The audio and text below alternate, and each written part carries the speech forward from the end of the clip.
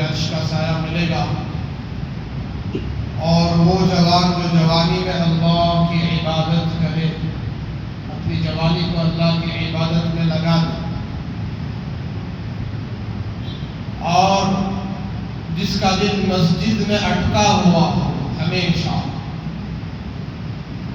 بازاروں میں ہے، گلیوں میں ہے، اپنے گھروں میں ہے، لیکن دل اس کا مسجد میں ہے، اس کو مسجد میں آئے بغیر چین نہ ملے،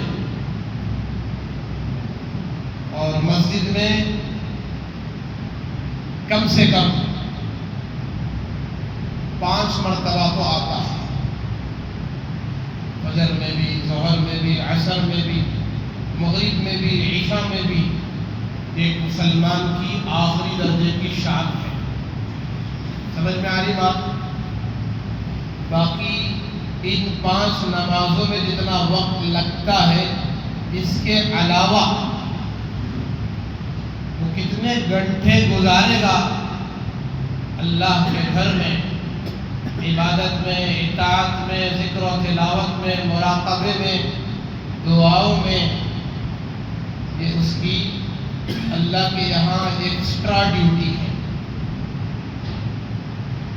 زیادہ اور عبادت کر رہا ہے، اللہ کو اور زیادہ راضی اور خوش کرنے کی کوشش کر رہا ہے، اور اللہ کو راضی کر کے اللہ کی رضامندی حاصل کرتے ہوئے اللہ کا مہمان بننا چاہتا ہے، یعنی جنت کا مستحق بن رہا ہے۔ تو جس کا دل مسجد میں اٹکا ہوا ہو، اس کو بھی عرش اعظم کا سایہ ملے گا۔ پھر وہ 2 آدمی، 2 مسلمان آپس میں جب ملتے ہیں تو ملنے کا ایک ہی مقصد، اللہ راضی ہو جائے، اللہ خوش ہو جائے، ملنا بھی اللہ کی محبت میں، جدا ہونا بھی اللہ کی محبت میں، کوئی دوسرا مقصد نہیں، مال، پیسے، روپیہ، عہدہ، کوئی مطلب پورا کرنے کے لیے جی اس سے دوستی رکھوں گا تو کام آئے گا، وقت پر کھلائے گا، پلائے گا، اور اس سے میں قرضہ بھی مانگ سکتا ہوں، مدد بھی مانگ سکتا ہوں، میری ضرورت کا سوال بھی کر سکتا ہوں۔ یہ مقصد نہیں، یہ حاجت نہیں، صرف اللہ کے لیے دوستی۔ اب وہ بندہ جو اللہ کے لیے کسی سے مل رہا ہے، اللہ کے لیے جدا ہو رہا ہے، تو واقعی جس سے مل رہا ہے وہ دیندار ہوگا، نمازی ہوگا، متقی پرہیزگار ہوگا، سچا اور نیک بندہ ہوگا۔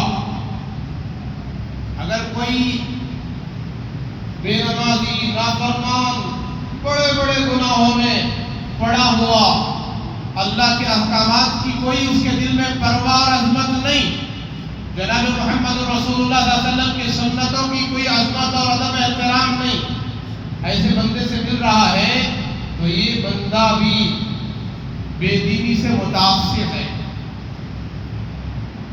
ایک ہے اللہ سے ملنا، اللہ سے جڑ جانا، اللہ سے تعلق قائم کرنا، مخلوق سے کٹ کر، لوگوں سے الگ ہو گئے، مخلوق سے الگ ہو گئے، جدا ہو گئے، یہ ہے اللہ سے دھیان جما رہا ہے، تعلق جوڑ رہا ہے، دوستی قائم کر رہا ہے۔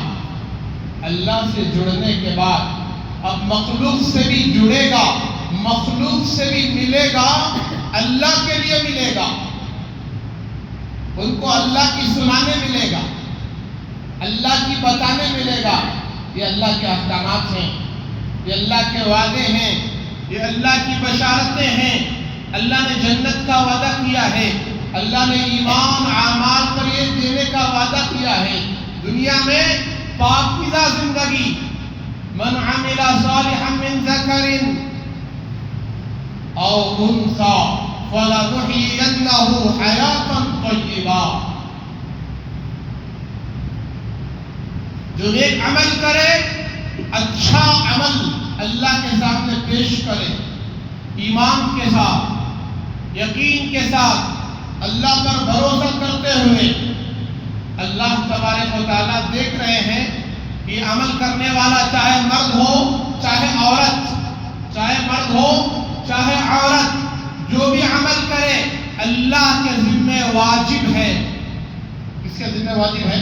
اللہ کے ذمہ واجب ہے. اللہ وعدہ کرتے ہیں، وعدہ فَلَنُحْيِيَنَّهُ حَيَاةً طَيِّبَةً، ہم اس کو دنیا ہی میں جنت کا مزہ چکھائیں گے. پاکیزہ زندگی تو جنت میں ہے، دنیا میں نہیں ہے. دنیا میں تو پاکیزہ زندگی نہیں ملے گی.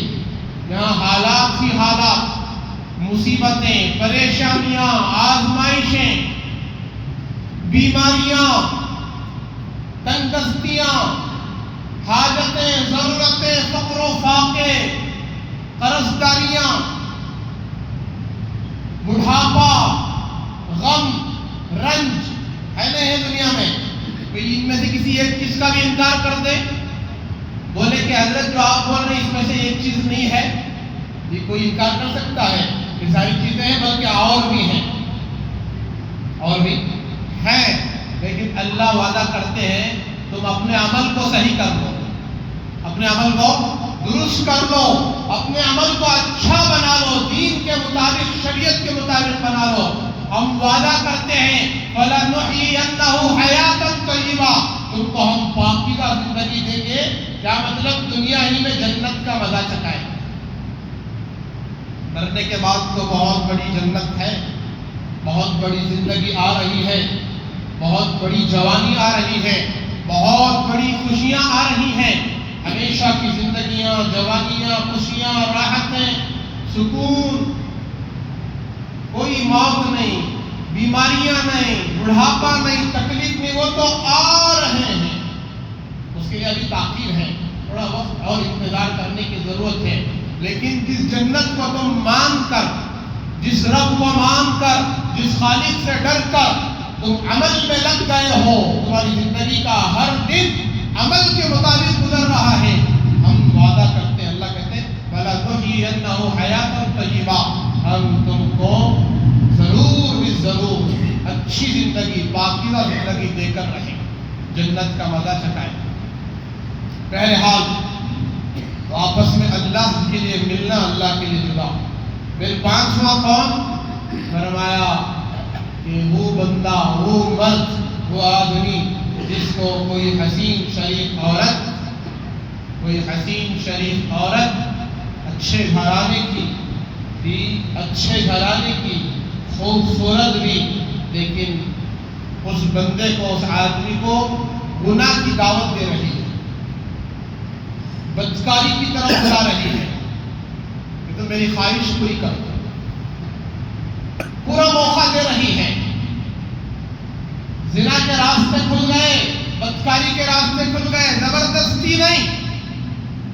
جیسے دنیا میں آج زبردستی ریپ ہوتا ہے، بدکاریاں ہوتی ہیں، عورتوں کے ساتھ بلاತ್کار ہوتا ہے، اس کے ساتھ بدکاری کر کے، ریپ کر کے، اس کو مار کر جان سے راستے میں پھینک کے چلے آتے ہیں. کیا ہندوستان میں ایسے کیس نہیں ملے ہیں؟ ہزاروں کیس.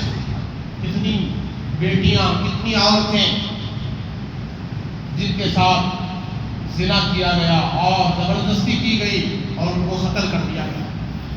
کتنی ہماری مسلمان لڑکیاں، مسلمان نوجوان لڑکیاں غیروں پر بھروسہ کر کے، ماں باپ کو چھوڑ کر، اپنے دین کو چھوڑ کر، شریعت کو چھوڑ کر، اسلام کو چھوڑ کر، بے ایمان پر، نافرمان پر، کافر پر بھروسہ کر کے، گندے ناپاک پر بھروسہ کر کے، پیار کے نام پر پاگل ہو کر، محبت کے نام پر پاگل ہو کر ان کے ساتھ گئی، ان کے دھرم کو اختیار کیا، اور چند ہی دنوں میں وہ عبرت کا نشانہ بن گئی اور اس ناپاک گندے انسان کی ہوس کا شکار بن گئی اور اس کی خواہش کا جو ہے مرکب بن کر، ذلیل ہو کر، ٹکڑے بنا کر اس کے راستے میں پھینک دے.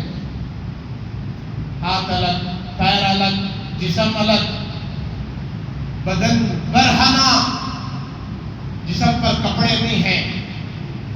کتنی بڑی ذلت ہے.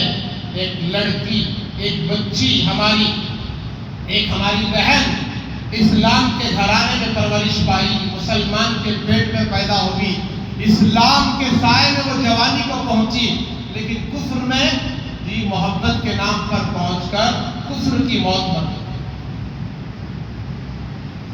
تو یہ عورت منصب والی بھی ہے، خوبصورت بھی ہے، بلا رہی ہے، زنا کی دعوت دے رہی ہے، اور وہ بندہ سارے راستے گناہ کے کھلے ہونے کے باوجود کہہ رہا ہے وقال انی اخاف اللہ، مجھے اللہ کا ڈر اور خوف روک رہا ہے، میں نہیں کر سکتا، میں اللہ سے ڈرتا ہوں. آپ نے اس کی تشریح بھی سنی. حضرت سیدنا یوسف علیہ السلام کا واقعہ سنا، ایک اور نوجوان کا واقعہ سنا. پھر چھٹی فضیلت والے میں نے کہا وَرَجُلٌ تَصَدَّقَ بِهِ إِخْفَاءً حَتَّى لَا تَعْلَمَ شِمَالُهُ مَا أَنفَقَ يَمِينُهُ. وہ آدمی جو سیدھے ہاتھ سے ایسے چھپا کر راہ خدا میں غریبوں کی، یتیموں کی، بیواؤں کی، مسکینوں کی، مجبوروں کی، محتاجوں کی، تنگدستوں کی، ضرورت مندوں کی مدد کر رہا ہے. میں سن رہی سو نہیں جاگ رہے نا، کیا کر رہا ہے؟ مدد کر رہا ہے. کیسے دے رہا ہے؟ سیدھے ہاتھ سے دے رہا ہے، چھپا کے دے رہا ہے. جب دے رہا ہے تو بائیں ہاتھ کو خبر نہیں ہو رہی ہے. کتنا اخلاص ہوگا اس کے دل میں، کتنا جذبہ ہوگا اللہ کو راضی کرنے کا. میرا یہ عمل کوئی نہ دے، میں جو 10 روپے خرچ کر رہا ہوں، 50 دے رہا ہوں، اللہ کے نام پر جتنا بھی دو، جتنی حیثیت ہے اتنی دو. شریعت یہ نہیں کہتی کہ 1000 دیے تو قبول ہے، 100 دیے تو قبول نہیں، 100 دیے تو قبول ہے، 10 روپے دیے تو قبول نہیں ہے. شریعت کبھی یہ نہیں کہتی تمہاری طاقت کتنی ہے اتنی دو. تمہاری طاقت 1000 دینے کی ہے تو دو، 100 دینے کی ہے تو دو، نہیں 10 روپے دینے کی ہے تو 10 روپے دو، لیکن چھپا کر دو. اس کو دینے کے بعد احسان نہ جتلاؤ، ذلیل نہ کرو لوگوں کے سامنے، اس کی غربت کا غلط فائدہ نہ اٹھاؤ، لوگوں کو نہ دکھا کر جی یہ بتلا کر نہ دو کہ دیکھو میں اس کو دے رہا ہوں، اس کی مدد کر رہا ہوں. دینے کے بعد اس کا تذکرہ بھی نہ کرو، نہ دوستوں کے پاس، نہ گھر میں آ کر، نہ کسی کے سامنے. بعض بندے ہیں کسی سے ملتے ہیں تو جا کر ڈائری میں لکھتے ہیں چائے پینے گیا تھا، وہاں بیٹھ کو فلاں سے ملاقات کریا، کیا کیا باتیں ہوئے، بیکار ایران دوران کی وہ باتیں بھی لکھ رہا ہے. کیا بولے تو ایک شوق ڈائریاں جمانے کا، کیا مرنے کے بعد دیکھے تھے بول کر ابا روز کس سے ملے، انہوں کس سے ملے، ہمارے شوہر کس سے ملے، کس سے باتیں کرے. میں ان کو چائے پلایا، وہ بھی لکھ رہا ڈائری میں. 5 روپے دیا، وہ بھی لکھ رہا ہے. اخلاص چھپا کر دو. سیدھے ہاتھ سے دے رہے ہیں تو ڈاوے ہاتھ کو معلوم نہیں ہو رہا تو دوسرے آدمی کو معلوم کرانے کی کیا ضرورت ہے. اپنے وجود کا ایک حصہ ہے ہاتھ، اس کا حصہ ہے، اپنے وجود کا ایک حصہ ہے. جب اس کو خبر نہیں ہو رہی ہے تو دوسروں کو خبر کرانے کی کیا ضرورت ہے. اخلاص.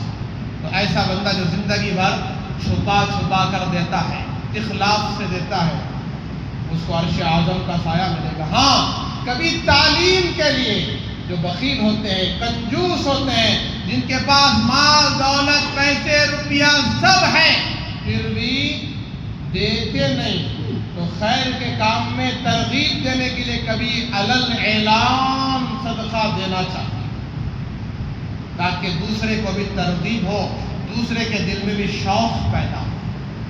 تو ایسا دینا چاہیے. ورنہ تو عام حالت میں اخلاص کے ساتھ چھپا کر دو، اور جس کو دے رہے ہو اس پر احسان نہ جتاؤ بلکہ اس کا احسان مانو. یہ بندہ لے کر مجھ پر احسان کر رہا ہے، اس کا کیا احسان ہے مجھ پر کہ اس کی برکت سے، ایسے لوگوں کی برکت سے کل قیامت کے دن مجھے عرش اعظم کا سایہ ملے گا۔ سمجھ رہے ہیں بھائی؟ اور ساتواں آدمی، ساتویں فضیلت کسے ملے گی؟ فرمایا وَرَجُلٌ ذَكَرَ اللَّهَ خَالِيًا فَفَاضَتْ عَيْنَاهُ۔ سرکار مدینہ رسول اللہ صلی اللہ علیہ وسلم کی پاکیزہ حدیث، آپ کے الفاظ ہیں وَرَجُلٌ ذَكَرَ اللَّهَ خَالِيًا فَفَاضَتْ عَيْنَاهُ۔ وہ بندہ، وہ مرد، وہ آدمی اللہ کے ذکر میں بیٹھا ہے، تنہائی میں بیٹھا ہے، اللہ کی یاد میں بھی بیٹھا ہے۔ کہاں بیٹھا ہے؟ تنہائی میں، مجمع میں نہیں۔ ایک مجمع بیٹھا، مجمع میں جا کر ذکر کرتے ہوئے بیٹھ گیا، ٹھیک ہے، یہ بھی اللہ کا ذکر ہے، اس پر بھی ثواب ملے گا، اجر ملے گا، لیکن مجمع ہی نہیں ہے، کوئی دیکھنے والا ہی نہیں ہے، اس کو اکیلے میں بیٹھا ہے، تنہائی میں بیٹھا ہے، کوئی اس کو نہیں دیکھ رہا، اللہ اس کے فرشتوں کے سوا کوئی نہیں دیکھ رہا۔ اس کے جو فرشتے ہیں، نام اعمال لکھنے والے، وہ دیکھ رہے ہیں، وہ ریکارڈ کر رہے ہیں، اللہ کی ذات دیکھ رہی ہے، اس کے علاوہ کوئی نہیں، تنہائی میں بیٹھا ہے، اکیلے میں بیٹھا ہے، اور اللہ کی یاد میں بیٹھا ہے۔ اکیلے میں بیٹھ کر یوٹیوب نہیں دیکھ رہا ہے، فیس بک نہیں دیکھ رہا ہے، انسٹاگرام نہیں چلا رہا ہے، بے حیائی اور گندی ویڈیوز نہیں دیکھ رہا ہے، ناچ گانا نہیں دیکھ رہا ہے، عورتوں کے جسم کو نہیں دیکھ رہا ہے، بلکہ اللہ کی یاد میں بیٹھا ہے۔ اگر دیکھ بھی لے تو اس کو کوئی نہیں دیکھے گا، اللہ کے سوا کوئی نہیں دیکھے گا۔ تنہائی میں بندہ گناہ کرتا ہے، کیا کرتا ہے؟ نافرمانی کرتا ہے، تنہائی تلاش کرتا ہے۔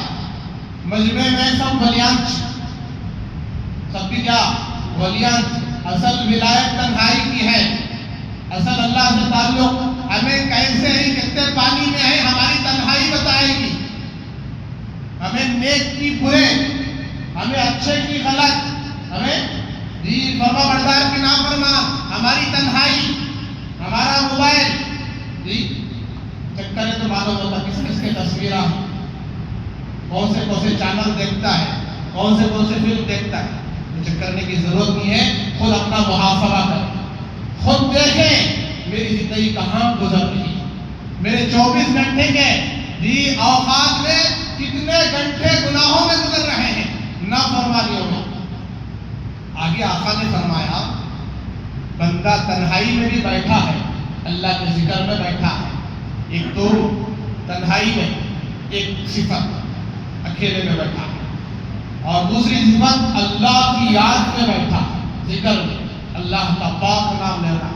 تیسری چیز فرمایا ففاضت عیناہ، اس کی وجہ سے اس کی آنکھوں سے آنسو نکل رہے ہیں۔ بھائی کیا نکل رہے ہیں؟ کیا نکل رہے ہیں بھائی؟ آنکھوں سے آنسو جاری ہیں، دو وجہ سے، علماء نے لکھا ہے دو وجہ سے، یا تو اللہ کی محبت میں رو رہا ہے، یا اللہ کے خوف سے رو رہا ہے، اپنی آخرت کو یاد کر کے، جہنم کو یاد کر کے، قیامت کو یاد کر کے، اپنی موت کو یاد کر کے، اپنے گناہوں کو یاد کر کے رو رہا۔ آج موبائلوں نے ہمیں تنہائی میں اللہ کی یاد سے دور کر دیا، غافل کر دیا، اتنا دور کر دیا، اتنا دور کر دیا، باطل نے ایسا جال ہمارے لیے بچھا دیا ہے کہ ہم چاہ کر بھی تنہائی میں اب ذکر میں نہیں بیٹھ سکتے، اللہ کی یاد میں نہیں بیٹھ سکتے، ایک سوئیت ختم ہو گئی۔ باطل نے ایسا اسکیم چلایا، موبائل میں شارٹ کلپ آتی، لانگ ویڈیوز بھی آتی، دور حاضر کو سامنے رکھ کر بات کر رہا، آدھے گھنٹے کا بیان، 1 گھنٹے کا بیان، 10 منٹ کا بیان، 2 منٹ کا بیان، 1 منٹ کا بیان، آدھے گھنٹے کا بیان کوئی سننے تیار نہیں، آپ اتنا لمبا کون سنیں گے؟ کیا تبھی اس میں امپورٹنٹ بات ہے تو 1 منٹ کی کلپ میں دکھاؤ، سنیں گے، آدھے گھنٹے کا بیان سننے نہیں نہیں ہوتا. کیا مطلب؟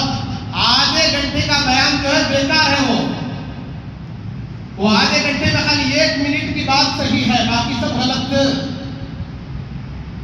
آدھا گھنٹہ پورا دین بیان کیا گیا ہے، شریعت کو بیان کیا گیا ہے، لیکن ہمیں فیصلہ کرنے سے کیا اس میں کون سی بات اچھی ہے وہ ڈالو جی، اس میں چھوٹی سی. اب اس میں کیا ہے؟ دیکھنے والوں کی تعداد بڑی تعداد. آدھے گھنٹے کے بیان کی تعداد 10 آدمی، 20 آدمی، 30 آدمی. سمجھ میں آ رہی بات؟ یہ ذہن باطل نے بنایا ہے ہمارا.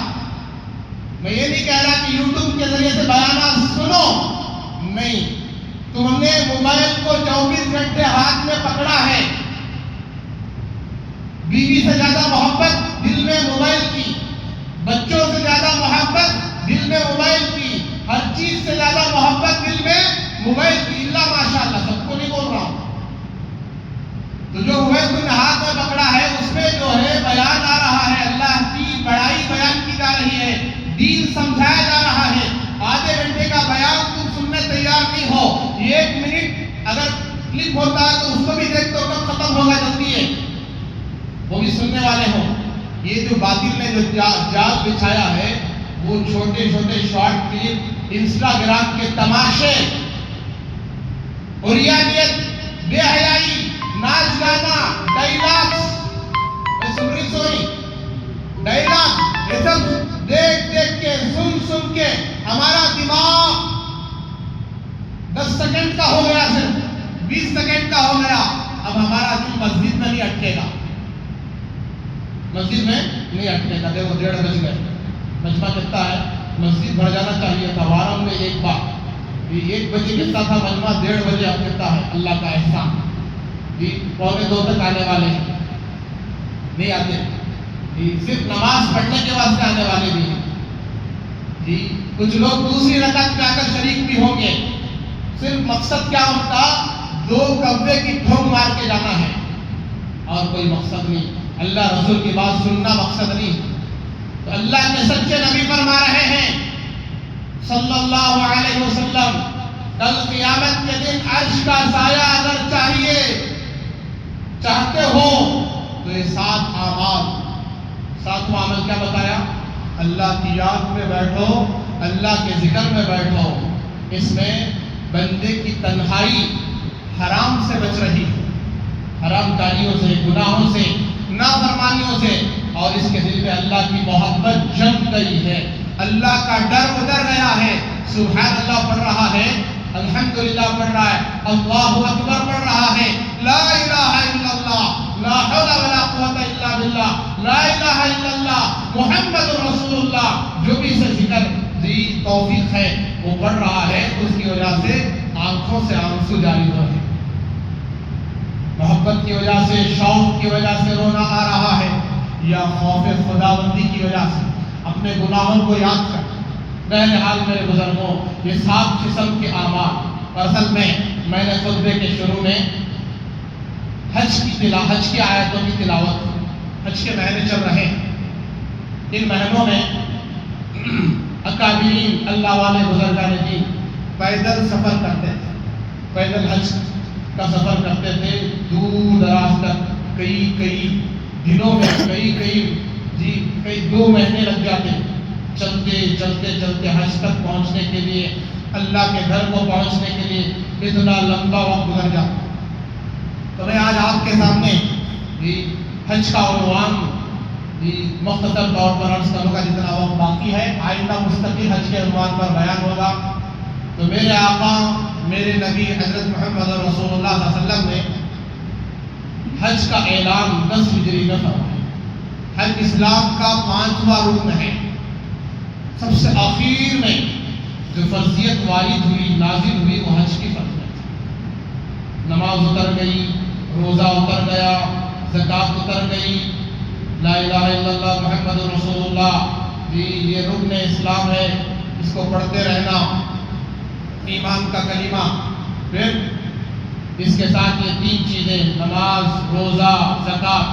حج کی فرضیت 10 ہجری میں جناب محمد رسول اللہ صلی اللہ علیہ وسلم مکے سے مدینے کو تشریف لے گئے ہجرت کر کے. تو جس سال آپ مدینے کو تشریف لے گئے وہاں سے تاریخ شروع ہوتی ہے ہجرت کی۔ تو 10 سال آپ مدینے میں رہے، 11 ہجری کو آپ کا وصال ہوا، آپ دنیا سے تشریف لے گئے، رحلت فرما گئے۔ تو 10 ہجری میں آپ نے حج کا اعلان فرمایا۔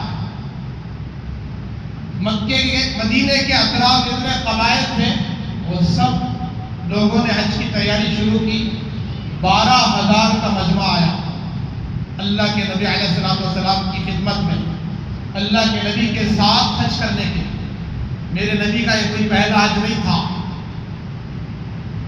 آپ نبوت سے پہلے بھی، نبوت کے اعلان کے بعد بھی آپ مستقل ہر سال حج کرتے رہے۔ حج جتنے کفار مکہ، مکے والے، اطراف اطراف والے جو کر رہے تھے وہ حج کے نام پر بے دینی تھی، صحیح حج نہیں تھا، غلط حج تھا، اور حج کے مہینے میں حج نہیں ہوتا تھا، دوسرے مہینوں میں حج ہوتا تھا۔ تو حج کا فرض ہے، حج کا موسم، حج کا مہینہ آئے تو حج پر، وہاں تک پہنچنے کی جو طاقت رکھتا ہے اس پر حج پر۔ اب اس کے لیے مال کی بھی ضرورت ہے اور صحت کی بھی ضرورت ہے، طاقت کی بھی ضرورت ہے۔ تو میں نے عرض کیا جناب محمد رسول اللہ صلی اللہ علیہ وسلم نے اعلان کیا تو 12,000 صحابہ کرام کا مجمع آیا، مدینے کے اطراف اطراف قبائل والے۔ اللہ کے نبی علیہ السلام 29 ذوالقعدہ کو آپ چلے نکلے، 20/9 تاریخ تھی حج کے مہینوں کی، ذوالقعدہ کا مہینہ، ابھی حج کا مہینہ شروع نہیں ہوا تھا۔ تو آپ نکلے، آپ نے ملل میں قیام فرمایا۔ آپ ملل سے نکلے، مدینہ منورہ چھوڑ کر ملل ایک بستی ہے، ملل، روحہ، عرش، عصایہ، ابوا، عصفان، مرہ زہران، تنعیم، مکہ المکرمہ۔ تو آپ نے ایک جگہ قیام کیا ظہر کی نماز پڑھنے کے لیے۔ ابھی آپ ملل سے چل رہے ہیں جس کا نام بھی ملل سے آگے وادی اقطع یا کچھ اور ہے، تو وہاں آپ ٹہرے، ظہر کی نماز ادا فرمائی۔ آپ فجر کی نماز کے بعد نکلے تھے، ظہر کی نماز ادا فرمائی، پھر عصر، پھر مغرب کے بعد آپ نکلے تو جبرائیل علیہ السلام آئے، کہا یا رسول اللہ یہ بڑی مقدس وادی ہے، آپ یہاں ٹھہریں، رات گزاریں، کل فجر کے بعد چلے جائیں۔ تو لہٰذا اللہ کے نبی ہزاروں صحابہ کو لے کر وہاں رات کا قیام فرمایا، پھر فجر کی نماز کے بعد آپ وہاں سے نکلے، روحہ پہنچے۔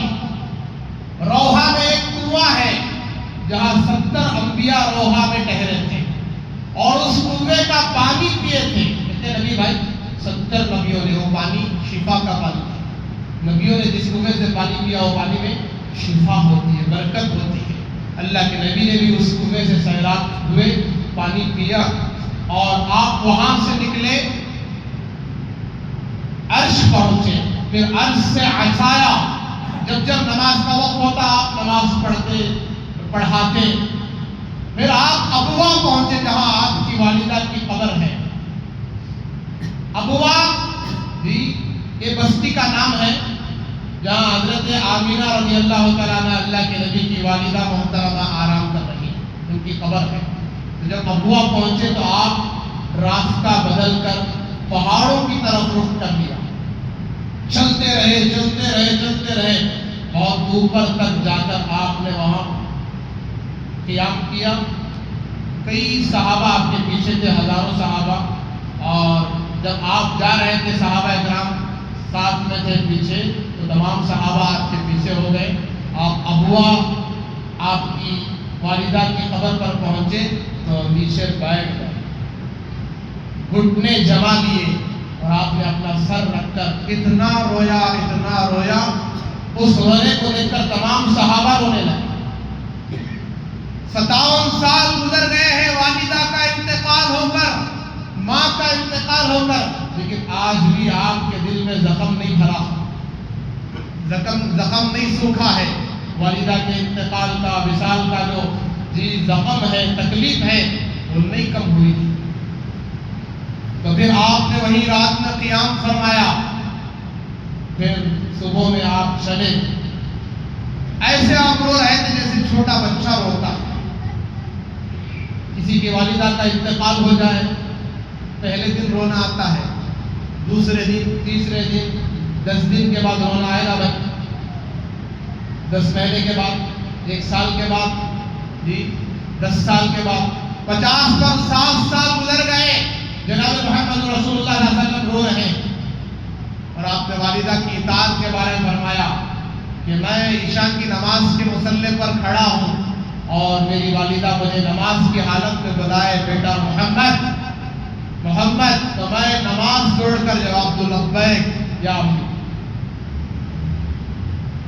ایسی فرما برداری بتائی، میں بعد میں پڑھ لوں گا عشاء، ماں کی اطاعت کروں۔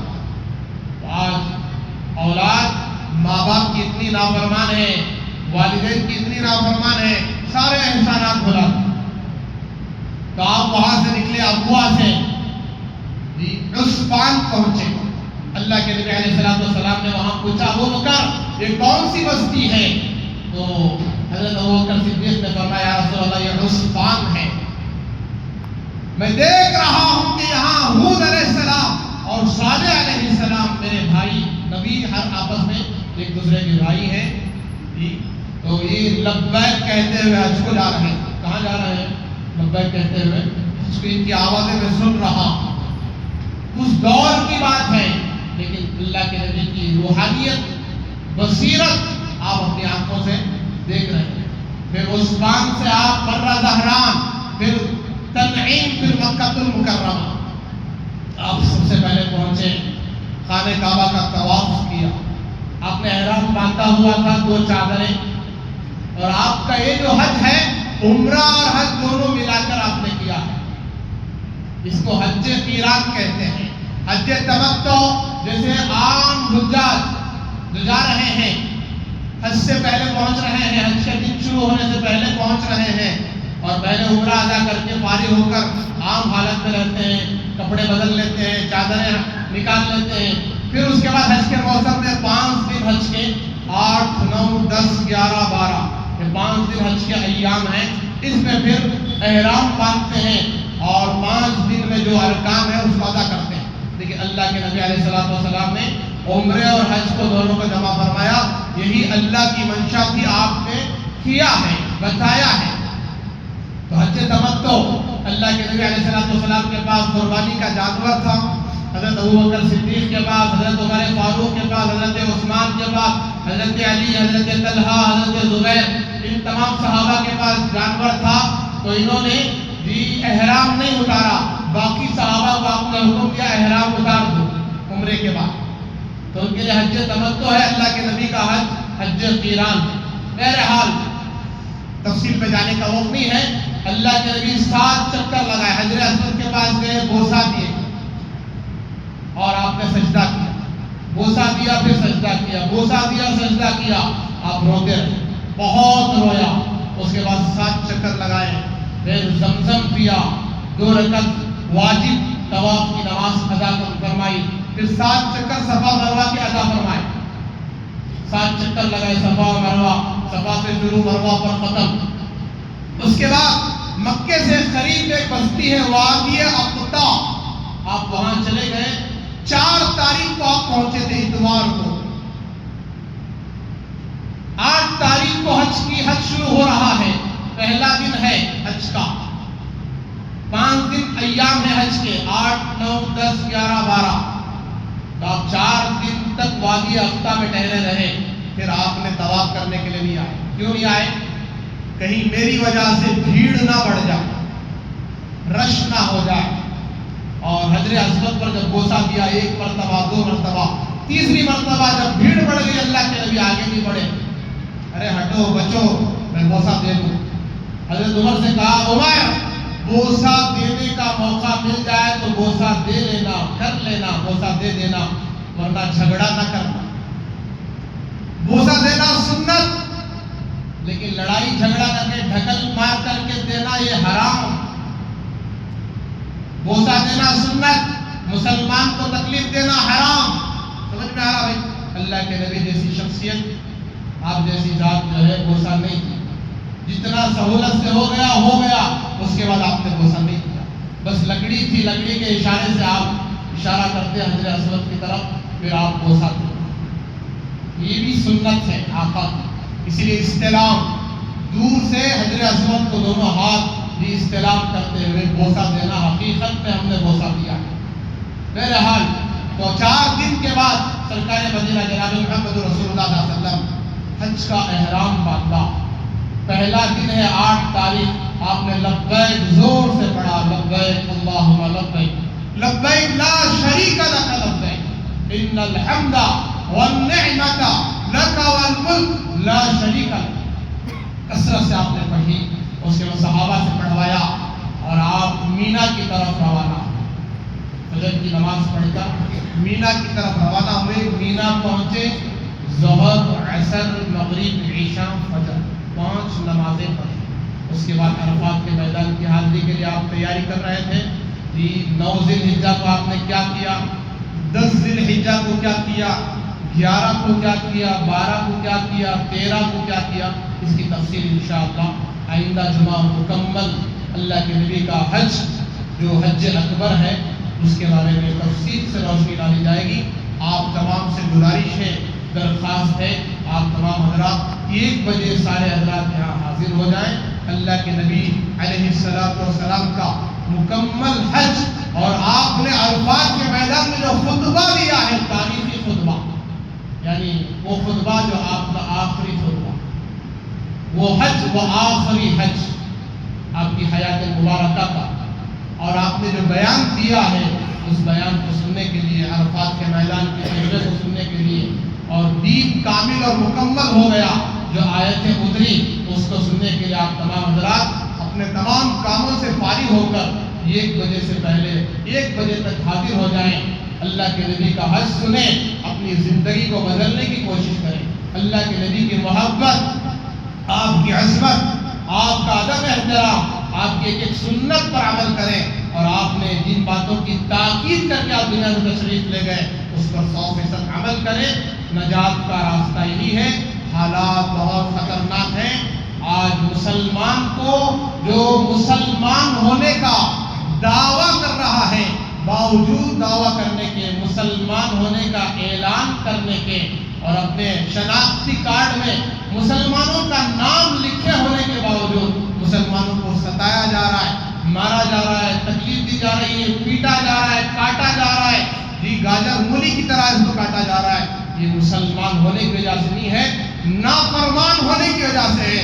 اذان ہو گئی عصر کی، اذان ہو گئی مغرب کی، اذان ہو گئی عشاء کی، اذان ہو گئی فجر کی، پھر بھی نافرمان نماز کے لیے مسجد کو نہیں آ رہا ہے. اس کی حرکت نہیں بدل رہی ہے، اس کی حرکتیں مسجد کی طرف، اللہ کے گھر کی طرف نہیں آ رہی ہیں. اس وجہ سے اس کو ذلیل کیا جا رہا ہے اور اس کو جو ہے تکلیف دیا جا رہا ہے. اس کے ساتھ یہ آزمائشیں ہیں، لہذا توبہ کریں. موت کے آخری سانس تک 5 وقت کی نماز کی پابندی کریں، آقا کی ہر سنت پر عمل کریں، اپنے آپ کو گناہوں سے بچائیں، تقوی طہارت پر عمل کریں، اور جو 7 فضیلتیں بتائی گئی، عرش اعظم کا سایہ جسے ملے گا اس پر غور و فکر کر کے سارے اعمال کو یہ اپنی زندگی کا مقصد بنائے، حیات کا مقصد بنائے. انشاءاللہ دنیا اور آخرت کی عزتیں سرخرویاں اللہ نصیب کریں گے. دعا فرمائے اللہ تعالیٰ ہم سب کو سنی ہوئی تمام باتوں پر 100% عمل کرنے کی توفیق عطا فرمائے، اخلاص استخلاص نصیب فرمائے. آخر میں گزارش ہے جاتے ہوئے، اللہ کے گھر کا جس طرح آپ دل کھول کر تعاون کرتے ہیں اس طرح جو ہے